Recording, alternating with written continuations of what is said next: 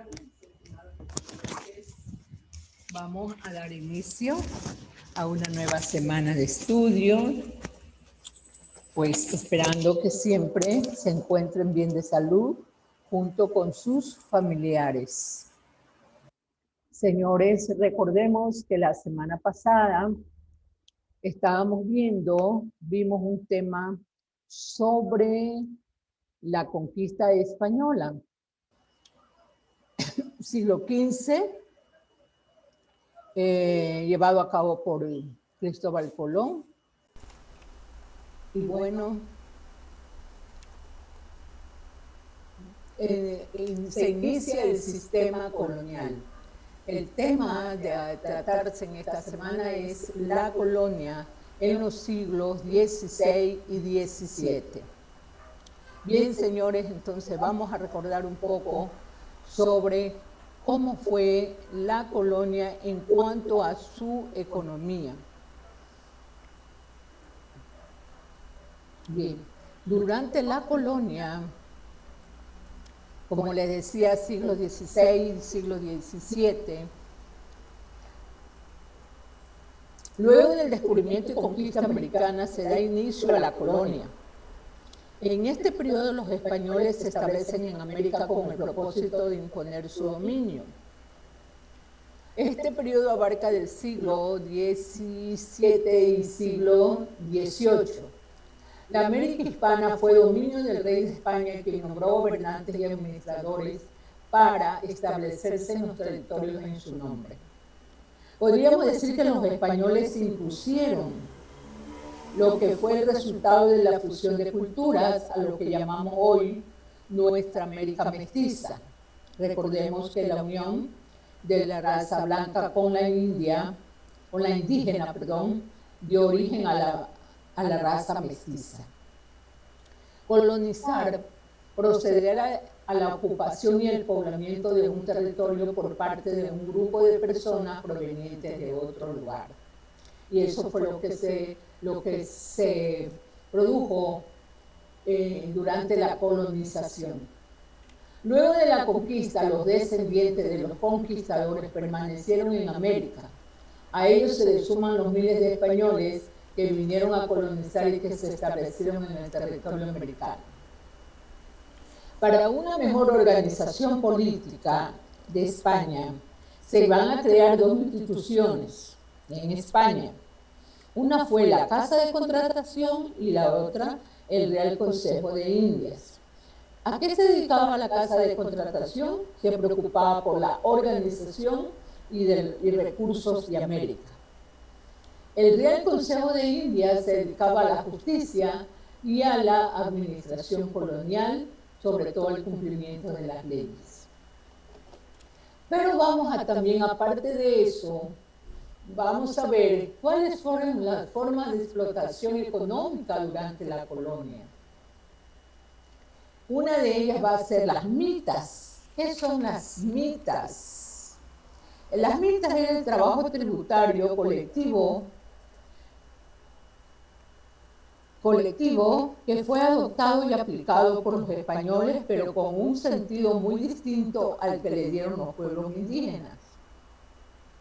Durante la colonia los españoles implementaron la mita andina, reclutando mano de obra de las encomiendas con ayuda del doctrinero y no pocas veces de los líderes indígenas. Los varones entre 18 y 50 años de edad eran obligados a trabajar por un periodo determinado, hasta por un año, a favor de la corona, tiempo durante el cual recibían un pago tan ínfimo que ellos mismos debían costear su alimentación y alojamiento. La mita fue legalmente prohibida en el año por la Corte de Cádiz, la Constitución de Cádiz en el año 1802. Tenemos las mitas. El término mita proviene de la lengua quichua. Los españoles lo utilizaron como su propio sistema de trabajo. ¿Y cómo funcionaba la mita? La mita fue utilizada en distintos ámbitos de la economía, Por tanto, estamos ante un sistema económico perfecto, pero para los españoles. Bien, otra forma de explotación económica tenemos los obrajes. ¿Qué eran los obrajes? Era la extracción de metales preciosas, hizo que surgieran poblados alrededor de los yacimientos que requirieron abastecimiento de alimentos, manufacturas y bestias de carga. Se incrementó así la explotación agrícola y ganadera, que junto a la construcción de caminos constituyeron un incipiente impulso económico. Los indígenas eran reclutados de entre las encomiendas y llevados a pequeños talleres donde con frecuencia se les retenía para trabajar y se los endeudaba con adelantos de salario en especies a elevados precios que rara vez podían pagar por la paupérrima remuneración. ¿Qué eran entonces los obrajes? Inicialmente el trabajo en los obrajes estuvo regido por el sistema de MIT. Las obligaciones tributarias determinó que se pagarían salarios a la población indígena. Sin embargo, el trabajo obrero estaba manejado de modo anárquico. Luego de los obrajes, como forma de explotación, tenemos a los batanes. Los batanes eran unas máquinas destinadas a transformar unos tejidos abiertos en otros más tupidos. Se trata de una máquina construida por piezas de madera de roble.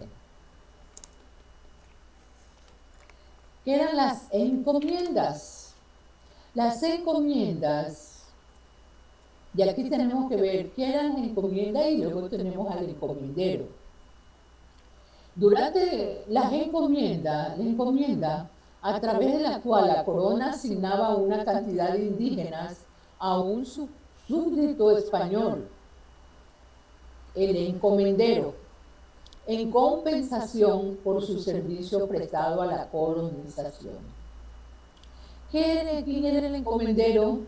Se convertía en el responsable del grupo de los indígenas y se encargaba de que fuesen evangelizados. De los nativos obtenía el beneficio del trabajo que estos realizaban para el encomendero. Entonces, unas las encomiendas y otras el encomendero.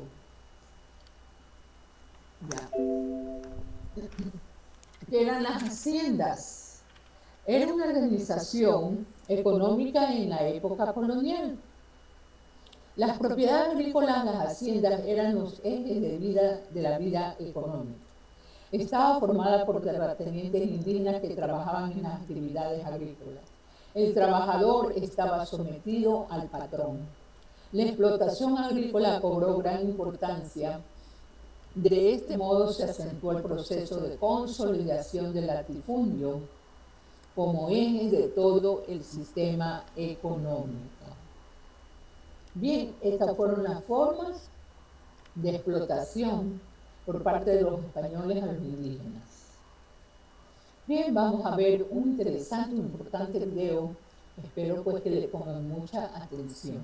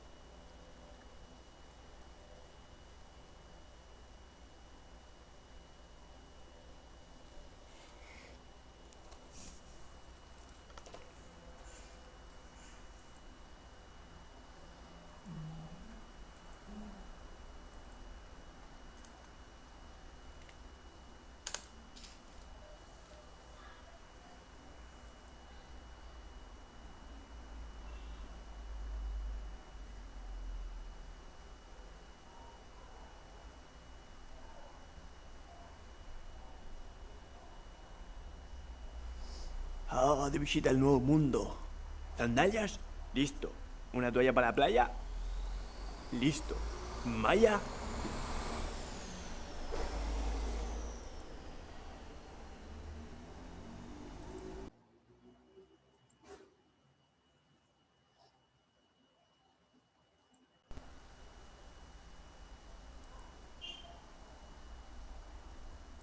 Ah, de visita al nuevo mundo. Sandalias, listo. Listo para mis vacaciones en el nuevo mundo. Ah, de visita al nuevo mundo. Sandalias, listo. Una toalla para... Ah, de visita al nuevo mundo. Sandalias, listo. Una toalla para la playa, listo. Malla, listo. Ya estoy listo para mis vacaciones en el nuevo mundo.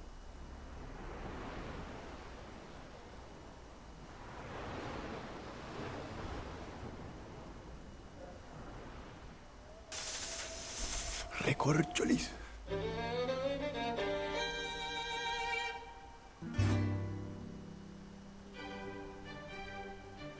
Luego de la conquista del continente americano, la corona española tuvo que organizar este enorme territorio. Aunque en España el rey era quien concentraba todo el poder, no se ocupó directamente de los asuntos coloniales. Para eso se crearon dos instituciones. La Casa de Contratación, que se ocupó de la organización del comercio de las colonias, era la responsable de recaudar los impuestos y controlar la aduana, y el Real y Supremo Consejo de Indias, que se ocupó de la justicia y la administración colonial. Elaboraba las leyes y asesoraba al rey respecto a los posibles candidatos para ocupar los cargos de poder en América. En un principio, estos cargos le pertenecieron a los conquistadores, pero muy pronto, la corona se dio cuenta de las riquezas que había en estas tierras, así que poco a poco empezó a quitarles los enormes poderes que les había dado.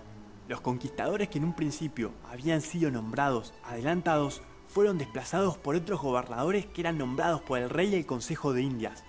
Luego se dividió el territorio en dos grandes virreinatos, el Virreinato de Nueva España y el Virreinato del Perú. Cada uno era gobernado por un virrey, que era el representante del rey en América. El virrey se encargaba de la organización política y económica de su región. Las distancias entre los continentes eran enormes, lo que hacía que cualquier decisión proveniente de España tardase mucho tiempo en llegar. Tanto es así que las autoridades españolas en América solían desobedecer respetuosamente las órdenes del rey. Se acata, pero no se cumple. Se solía decir. Para asegurarse que se estuvieran haciendo las cosas bien en las colonias, la corona implementó distintos mecanismos. Por un lado, cuando un funcionario dejaba su cargo, se enfrentaba a un juicio que buscaba determinar cómo había desempeñado su rol. Por otro lado, implementaron la visita.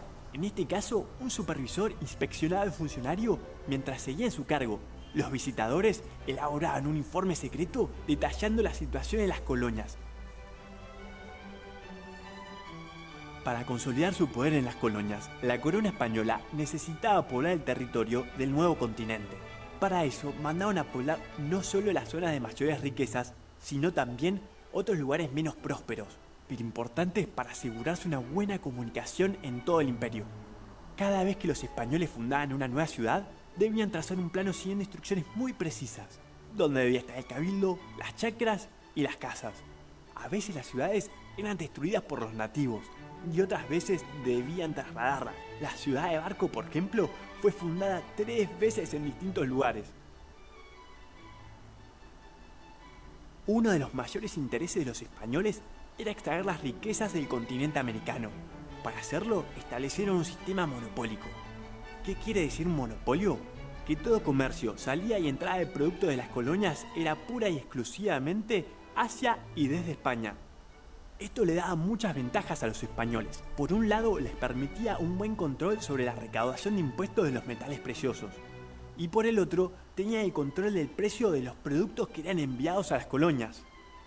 Esto generaba un malestar en los residentes americanos, ya que debían pagar un sobreprecio por algunos productos.